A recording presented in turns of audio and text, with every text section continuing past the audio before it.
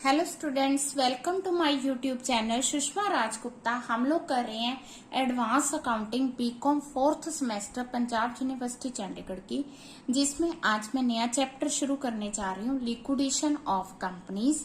चलिए शुरू करते हैं।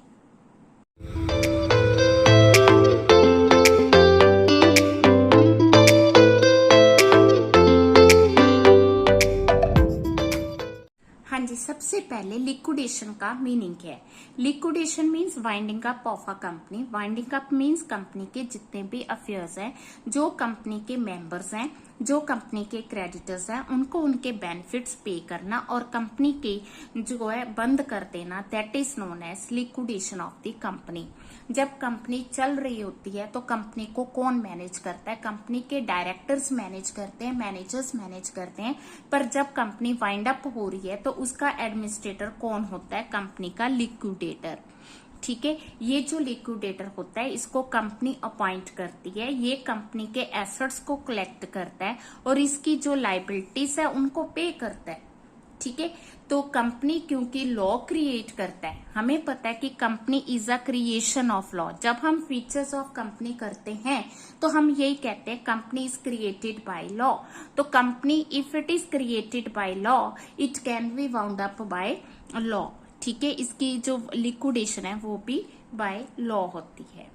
ठीक है, अब जो भी प्रोसेस है वाइंडिंग अप का, उसके लिए एक लिक्विडेटर अपॉइंट किया जाता है।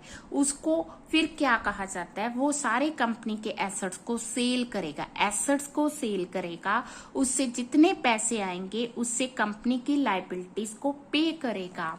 ठीक है, अगर उसे किसी तरह की डेफिशिएंसी है, मींस पैसे कम हो जाते हैं, फिर जो कंपनी के शेयर होल्डर्स हैं, पहले उनको हम शेयर होल्डर्स कहते थे, अब क्योंकि लिक्विडेशन हो रही है तो हम उनको क्या कहेंगे? कॉन्ट्रीब्यूटरीज कहेंगे। तो जो कॉन्ट्रीब्यूटरीज है उनसे पैसे कॉल्ड अप किए जाएंगे। अगर कंपनी के पास इनको पे करने के बाद पैसे सरप्लस है तो फिर क्या होगा? फिर वो उनको डिस्ट्रीब्यूट किया जाएगा, इन्हीं लोगों को पैसे दे दिए जाएंगे। पॉइंट समझ के? सबसे पहले लिक्विडेटर क्या करेगा? एसेट्स को सेल करेगा। एसेट सेल कर दिए ना, सेल करने से उनके पास मनी रिसीव हुई, उससे वो क्या करेगा? लाइबिलिटीज को पे करेगा। लाइबिलिटीज को पे कर दिया। अब जो कंपनी के मालिक है, कंपनी के मालिक कौन है? Share holders. ठीक है, क्योंकि कंपनी खत्म होने जा रही है तो अब इनको हम क्या कहेंगे? Contributories. Now the point is कि हमारे पास सरप्लस है कि डेफिशिएंसी है। अगर लाइबिलिटीज पे करनी है, 1 लाख रुपीज की हमने पे करनी है, हमारे पास 80,000 है, तो जो 20,000 चाहिए वो हम इनसे मंगवाएंगे। ठीक है, अगर लाइबिलिटी 1 लाख की है और जो मनी रिसीव हुई है वो 1,20,000 हुई है, तो 20,000 इनको हम सरप्लस डिस्ट्रीब्यूट करेंगे। Point clear? हाँ जी, हमने क्या किया? लाइबिलिटीज को पे कर दिया, कॉन्ट्रीब्यूटरीज को पेमेंट कर दी। तो उसके बाद रजिस्ट्रार क्या करेगा? वो कंपनी का नाम कंपनी के रजिस्टर से रिमूव कर देगा। क्या करेगा? कंपनी का नाम कंपनी के रजिस्टर से रिमूव कर देगा। नाउ नेक्स्ट टॉपिक है, what is the difference between insolvency and liquidation. दोनों में क्या डिफरेंस है? ठीक है, पहला डिफरेंस मैं ये बताती हूँ कि जो इंसॉल्वेंसी है that is governed by the insolvency act, और जो लिक्विडेशन है that is governed by the company act. ठीक है जी। दूसरा डिफरेंस क्या है? इंसॉल्वेंसी जो है वो इंडिविजुअल पार्टनरशिप फर्म HUF पे अप्लाई होती है, जबकि लिक्विडेशन जो है वो ज्वाइंट स्टॉक कंपनीज पर अप्लाई होती है। ठीक है, जब हम लिक्विडेशन की बात करते हैं, कंपनी बंद करने की बात करते हैं, तो जरूरी नहीं कि कंपनी इंसॉल्वेंट हो। जब कंपनी बंद हो रही है तो वो सॉल्वेंट भी हो सकती है। Point clear? बट इंसॉल्वेंसी का मतलब इंसॉल्वेंसी है, इसका मतलब कि कंपनी की लाइबिलिटीज जो है वो एसेट से ज्यादा है। ठीक है, कंपनी की, या कह दो कि हम इंसॉल्वेंसी वर्ड यूज कर रहे थे इंडिविजुअल फर्म और HUF के लिए। ठीक है, अब जो हमने लिक्विडेशन करनी है उसके आगे 2 मेथड है, एक तो बाय ट्रिब्यूनल, एक वॉलंटरी हो गया। ठीक है, बाय ट्रिब्यूनल एक तरह की कंपलसरी होगी, वॉलंटरी मीन्स अपनी मर्जी से। तो पहले हम बात करेंगे कि अगर कंपल्सरी वाइंड अप होती है तो वो क्यों होती है, उसके कारण क्या है। तो उसका सबसे पहला कारण है कि कंपनी जो अपने डेट ही नहीं पे कर पाई, ठीक है। दूसरा कारण है कि कंपनी ने खुद स्पेशल रेजोल्यूशन पास किया है और वहां पे रिजॉल्व किया है कि कंपनी अब बंद होनी चाहिए, ठीक है। तीसरा पॉइंट है कि कंपनी ने कोई ऐसा काम किया है जो कि मोरालिटी के अगेंस्ट है, डिसेंसी के अगेंस्ट है, पब्लिक ऑर्डर के अगेंस्ट है, ठीक है। नेक्स्ट है कि ट्रिब्यूनल ने ऑर्डर किया है किसी भी कारण की वजह से कि कंपनी अब वाइंड अप होनी चाहिए, ठीक है। देन नेक्स्ट है कि अगर रजिस्ट्रार के पास किसी ने अप्लाई किया है, ठीक है, authorised by the central government, ठीक, वो भी ये जो कंपनी है वो बंद होनी चाहिए। और ट्रिब्यूनल को भी लग रहा है कि जो कंपनी के अफेयर्स हैं वो सही नहीं है, कंपनी सही काम नहीं कर रही है, तो अब कंपनी जो है बंद होनी चाहिए। देन कंपनी जो है ट्रिब्यूनल के द्वारा वाइंड अप। हाँ जी, नेक्स्ट पॉइंट है कि कंपनी ने मतलब कि जो रजिस्ट्रार के पास फाइनेंशियल स्टेटमेंट सबमिट करवानी थी उसमें कोई जो है डिफॉल्ट कर दी, कोई मतलब कि टाइम पे स्टेटमेंट जमा नहीं करवाई, जहाँ स्टेटमेंट गलत जमा करवा दी, ठीक है। या उसने जो 5 इयर्स पिछले 5 सालों की जो रिटर्न है वो सही से जमा नहीं करवाई। और नेक्स्ट पॉइंट लास्ट आ गया कि ट्रिब्यूनल को ये लगता है कि अब कंपनी जो है बंद होनी चाहिए, it is just and equitable, तभी जस्टिस होगा अगर ये कंपनी बंद होगी, ठीक है जी। अब कब कहेंगे कि कंपनी जो है अनएबल टू पे इट्स डेट है, भी अपना डेट पे नहीं कर रही है, कब कहेंगे। पहला पॉइंट आ गया कि जैसे कोई क्रेडिटर है जिसने कंपनी से 1 लाख से ज्यादा अमाउंट लेनी है, वो कंपनी को कह रहा है कि मुझे मेरी अमाउंट पे करो, उसने बाय रजिस्टर्ड पोस्ट डिमांड की है, ठीक है, कंपनी ने इवन देन उसको पेमेंट नहीं की है, तो हम ये मानेंगे कंपनी इज अनएबल टू पे इट्स डेट। सेकेंड है कि जो कंपनी के क्रेडिटर्स हैं तो उनकी फेवर में ऑर्डर का कोर्ट का ऑर्डर आया है, ठीक है, और वो जो है जो ऑर्डर था वो फुलफिल नहीं हुआ, ठीक है, जो कोर्ट का ऑर्डर था वो पूरा नहीं हुआ, वापिस आ गया, देन जो है हम कहेंगे कंपनी अनएबल टू पे है। इसके अलावा, ठीक है, जब ट्रिब्यूनल खुद ये चीज प्रूव कर देता है कि कंपनी जो है अनएबल टू पे डेट है, तो ये माना जाएगा कंपनी अनएबल टू पे डेट है। अब ट्रिब्यूनल को लिख के देना है, पिटीशन फाइल करना है कि कंपनी वाइंड अप होनी चाहिए। कौन पिटीशन फाइल कर सकता है? सबसे पहले कंपनी का डायरेक्टर पिटीशन फाइल कर सकता है जब उसने कंपनी की मीटिंग बुलाई, मीटिंग में स्पेशल रेजोल्यूशन पास किया, फिर वो डायरेक्टर कर सकता है, या कंपनी के क्रेडिटर्स कर सकते हैं, या कंपनी का कोई कॉन्ट्रीब्यूटरी कर सकता है, या रजिस्ट्रार को अगर लग रहा है कि कंपनी जो है अपने डेट पे नहीं कर रही and it is just and equitable, then registrar जो है पिटीशन फाइल कर सकता है, या जिसे सेंट्रल या स्टेट गवर्नमेंट ने अथोराइज किया है, ठीक है। सेंट्रल स्टेट गवर्नमेंट डायरेक्टली भी पिटीशन फाइल कर सकती है, ठीक है।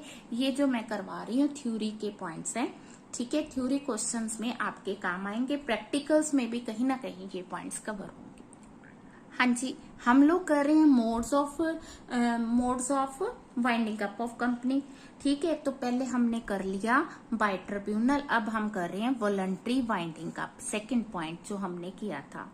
अब अगर वॉलंटरी कंपनी वाइंड अप करनी है तो उसके लिए क्या करना होगा, उसके लिए कंपनी जनरल मीटिंग में रेजोल्यूशन पास करेगी, ठीक है। तो एक उसमें रेजोल्यूशन पास होगा, उसमें डिसाइड होगा जब वो पीरियड एक्सपायर होगा, जैसे उसने कहा है विद इन 6 मंथ्स या विद इन 1 ईयर, देन जो है कंपनी वॉलंटरी वाइंड अप होगी, ठीक है। या कंपनी ने स्पेशल रेजोल्यूशन पास की है तो भी कंपनी वाइंड अप हो सकती है। हाँ जी, वाइंडिंग अप जो है होनी शुरू हो चुकी है। अब इसके कंसिक्वेंसेस क्या होंगे, परिणाम क्या होंगे जब कंपनी बंद हो रही है, या उसके स्टेप्स क्या होंगे। सबसे पहले हम लोग एक ऑफिसर अपॉइंट करेंगे जिसे हम लिक्विडेटर कहते हैं, ठीक है, वो सारा एडमिनिस्ट्रेशन अब किसके पास आ जाएगा, लिक्विडेटर के पास आ जाएगा। अगर कंपल्सरी वाइंडिंग अप हो रही है तो ऑफिशियल लिक्विडेटर अपॉइंट किया जाएगा, सेंट्रल गवर्नमेंट उसे अपॉइंट करेगी। ठीक है, वो जो लिक्विडेटर होगा वो चार्टेड अकाउंटेंट हो सकता है, एडवोकेट हो सकता है, कंपनी सेक्रेटरी हो सकता है, कॉस्ट अकाउंटेंट हो सकता है। ठीक है जी, अगर voluntary winding up by the members हैं तो कंपनी के मेंबर्स लिक्विडेटर को अपॉइंट करेंगे। अगर voluntary winding up by creditors है तो कंपनी के क्रेडिटर्स लिक्विडेटर को अपॉइंट करेंगे। हमने क्या किया, लिक्विडेटर को अपॉइंट किया, पहला पॉइंट कवर। अब जितने भी बोर्ड ऑफ डायरेक्टर्स की पावर्स हैं वो सारी की सारी लिक्विडेटर के पास चली जाएगी। जैसे वाइंडिंग अप का रेजोल्यूशन पास होता है, ठीक है, तो उसी टाइम पे जो कंपनी के मेंबर्स हैं वो डिस्चार्ज हो जाएंगे।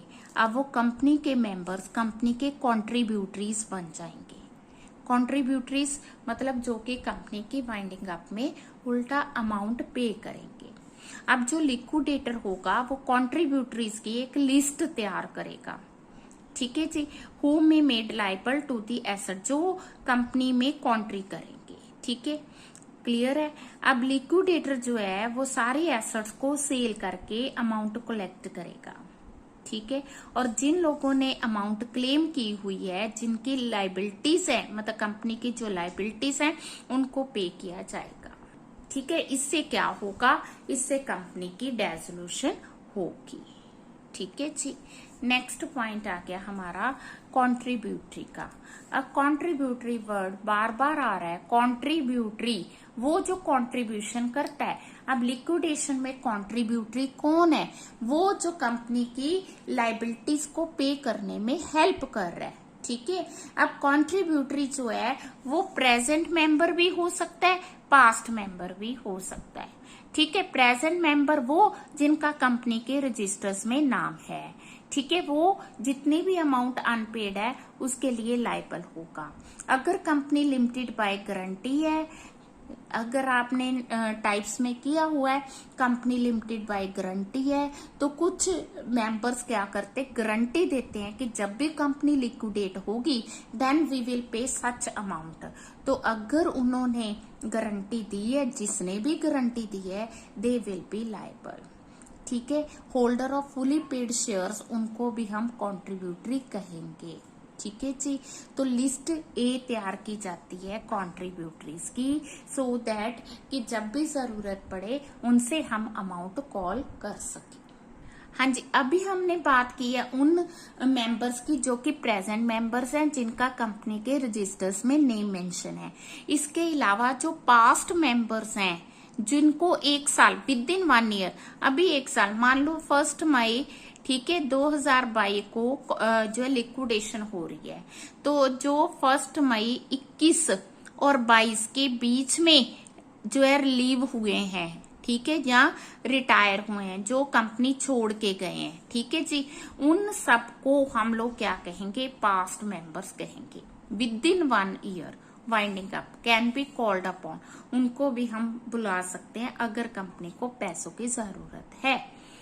ठीक है, देन वो उन्हीं लाइबिलिटी, अब ये जो मेंबर्स है ना, ये उन्हीं लाइबिलिटीज के लिए, उन्हीं पैसों के लिए लाइबल होंगे जो लाइबिलिटी इनके प्रेजेंस में अराइज हुई थी। अगर कोई लाइबिलिटी इन बिटवीन अराइज हुई है, उसके लिए ये पास्ट मेंबर्स लाइबल नहीं होंगे। ठीक है, देन अगर कोई लाइबिलिटी, ठीक है जी, सेकंड है कि अगर उनकी मतलब कि 1 साल से ज्यादा हो गया रिटायर हुए, मींस कोई पर्सन 1 अप्रैल 21 को रिटायर हुआ है, वो लायबल नहीं होगा। ठीक है, देन पास्ट मेंबर तभी लायबल होंगे अगर प्रेजेंट मेंबर जो हैं they are unable to make the contribution. पहले प्रेजेंट मेंबर से अमाउंट जो है मांगी जाएगी, अगर वो नहीं पे कर सकते देन पास्ट मेंबर जो लायबल होंगे। ठीक है। अगर जो है कंपनी लिमिटेड बाय शेयर्स है तो पास्ट मेंबर से कुछ नहीं लिया जाएगा। अगर कंपनी लिमिटेड बाय गारंटी है तो जितनी उन्होंने जो गारंटी ली है सिर्फ हम उतनी अमाउंट ही उनसे डिमांड कर सकते हैं, उससे ज्यादा नहीं कर सकते। तो ये था कॉन्ट्रीब्यूटरीज। तो ये 5 मार्क्स का क्वेश्चन आ सकता है आपको, कॉन्ट्रीब्यूटरीज का मीनिंग। ठीक है जी। हाँ जी, नेक्स्ट है फ्रॉडुलेंट प्रेफरेंस। फ्रॉडुलेंट प्रेफरेंस क्या होती है? ठीक है, जब हम कहते हैं ना पेमेंट करनी क्रेडिटर्स को, 2 क्रेडिटर्स हैं ए और बी, दोनों ही अनसिक्योर्ड है। ठीक है, इसको हमने 1 लाख रुपीज देने हैं, इसको हमने 80,000 देने हैं। अब जब हम पेमेंट देने लगे तो हमने ए को छोड़ दिया, बी को 80,000 अमाउंट पे कर दी। मान लो हमारे पास 60,000 अमाउंट थी। ठीक है, तो जबकि हमें क्या चाहिए था, अगर 60,000 है तो इन दोनों की रेशो बनाए। ठीक है ना, रेशो बना के उस रेशो में 10:8 की रेशो बनाए, ए रेशो बना के फिर पे करें। रेदर देन हम क्या कर रहे हैं, ए को बिल्कुल ही छोड़ के बी को 60,000 पे कर रहे हैं। तो it is called fraudulent preference. वो प्रेफरेंस जो सही नहीं है, फ्रॉड है। ठीक है ना, फ्रॉड क्यों है? क्योंकि दोनों इक्वल है, इक्वली इंपॉर्टेंट है, तो इनको इक्वली ट्रीट करना चाहिए। यहाँ पे हम इक्वली ट्रीट नहीं कर सकते क्योंकि अमाउंट अलग अलग है, तो फिर प्रोपोर्शनेट ट्रीट करना होगा। ठीक है जी। नेक्स्ट है voluntary transfer. All voluntary transfer जो भी कंपनी करती है, कंपनी की बाइंडिंग अप का पिटीशन फाइल करने के 1 साल के अंदर अंदर जो भी वॉलंटरी ट्रांसफर्स कंपनी खुद कर रही है वो क्या मानी जाएंगी, वॉइड मानी जाएंगी एज अगेंस्ट द लिक्विडेटर। ठीक है जी। नेक्स्ट हमारा पॉइंट है एम्प्लॉइज, वर्कमैन एंड ऑफिसर्स। कौन है? वही जो कि एज अ वर्क, जो कि कंपनी के रजिस्टर्स में एज अ एम्प्लॉय, वर्कमैन और ऑफिसर्स काम कर रहे हैं। They are known as the employees, workman and officers. Interest on liabilities. हाँ जी, इंटरेस्ट ऑन लाइबिलिटीज में पॉइंट ये आता है कि कंपनी, अगर तो कंपनी सॉल्वेंट है, ठीक है, तो जो हमने इंटरेस्ट ऑन पेमेंट देना है, ठीक है, वो हमने अप टू पेमेंट करना है जब तक उनको फाइनल पेमेंट नहीं होती। ठीक है, मैंने 1 मई लिया ना लिक्विडेशन की, तो अगर सारा काम करते 31 मई आ गई तो उसको 31 मई तक का हमने इंटरेस्ट पे करना है। अगर कंपनी इनसॉल्वेंट है तो क्या होगा, तो जो इंटरेस्ट पे किया जाएगा वो 1 मई तक का। ठीक है जी, जब प्रोसीडिंग शुरू हुई। हाँ जी, अब है कि लिक्विडेटर कौन है। लिक्विडेटर, ठीक है, वो लिक्विडेटर वो पर्सन है जिसे कि हमने पहले भी किया है कि लिक्विडेशन के टाइम पे अपॉइंट किया जाता है, उसको कंपनी का सारा एडमिनिस्ट्रेशन दे दिया जाता है। ठीक है, तो अगर तो company winding up by tribunal है तो उस केस में जो लिक्विडेटर होगा सेंट्रल गवर्नमेंट अपॉइंट करेगी, और वो जो पर्सन एलिजिबल होगा वो chartered accountant, advocate, company secretary, cost accountant या कोई भी प्रोफेशनल जिसे सेंट्रल गवर्नमेंट चूज करती है और उसका 10 साल का एक्सपीरियंस है। अब कंपनी क्या करेगी, जब वाइंडिंग अप ऑर्डर आएगा उसके 21 डेज के अंदर अंदर स्टेटमेंट ऑफ अफेयर तैयार करेगी। स्टेटमेंट ऑफ अफेयर क्या है, जिसमें हम एसेट्स शो करते हैं कि हमारे पास एसेट्स कितने हैं और उनकी रिलाइजेबल वैल्यू क्या है, और लाइबिलिटीज कितनी है, हमने कितनी अमाउंट पे करनी है, और उनकी रैंकिंग की जाएगी भी पहले किसको पे करना है, सेकंड नंबर पे किसको पे करना है। ठीक है, अब जो लिक्विडेटर अपॉइंट किया गया है वो 2 महीने के अंदर अंदर एक मीटिंग बुलाएगा क्रेडिटर्स की और उनसे पूछेगा कि whether they are interested to appoint committee of inspection और नॉट। ठीक है, फिर वो कॉन्ट्रीब्यूटरीज की एक मीटिंग करेगा विद इन 14 डेज और उनसे भी इन कमेटी ऑफ इंस्पेक्शन के व्यूज लेगा। अगर दोनों एग्री करते हैं तो कमेटी ऑफ इंस्पेक्शन बनाई जाएगी जिसमें, ठीक है, 12 मेंबर्स होंगे, नॉट मोर देन 12 मेंबर्स। ठीक है, उसमें से इक्वली जो कमेटी ऑफ इंस्पेक्शन होगी उसमें जैसे 6 मेंबर, अगर 12 मेंबर्स की है तो 6 मेंबर्स क्रेडिटर्स के होंगे, 6 कॉन्ट्रीब्यूटरीज के होंगे। बट अगर winding up voluntary winding up है तो उस केस में हमने पहले भी किया था कि कंपनी का जनरल मीटिंग में रेजोल्यूशन पास होगा और फिर जो है लिक्विडेटर अपॉइंट किया जाए।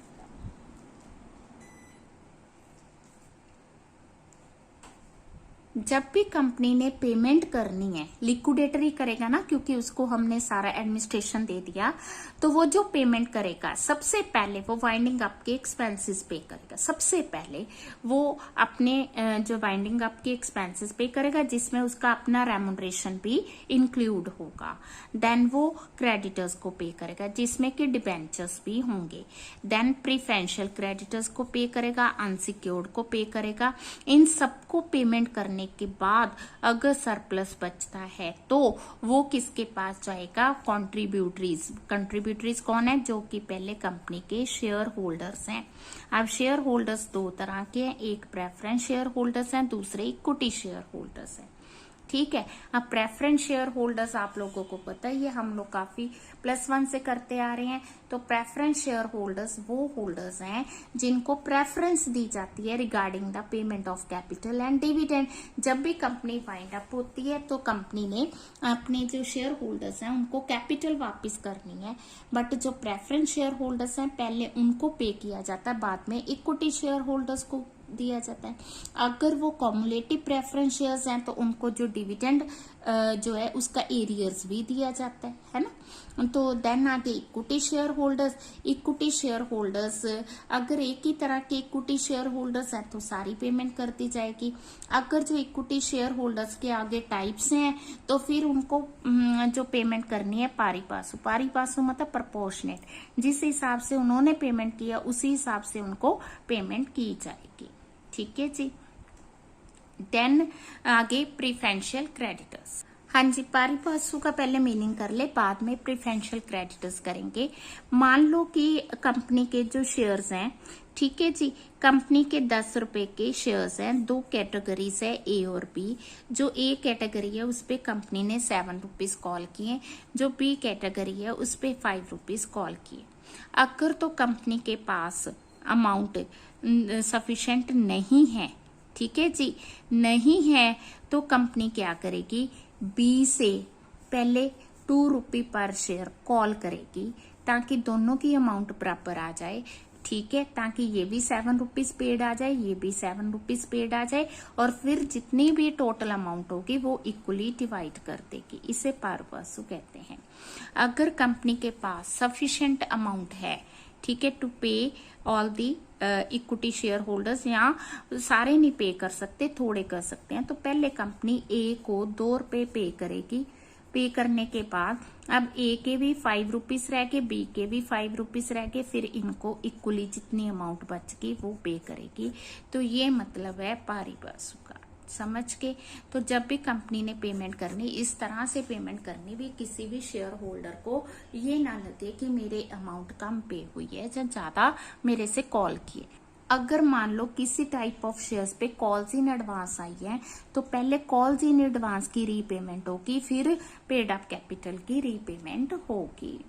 देन आगे प्रीफरेंशियल क्रेडिटर्स। प्रीफरेंशियल क्रेडिटर्स क्या होते हैं? प्रीफरेंशियल्स जो हैं उनको प्रेफरेंस दी जाती है, इनको भी क्रेडिटर्स को प्रेफरेंस दी जाती है रिगार्डिंग द पेमेंट। ठीक है, तो इनको प्रेफरेंस क्यों दी जाती है?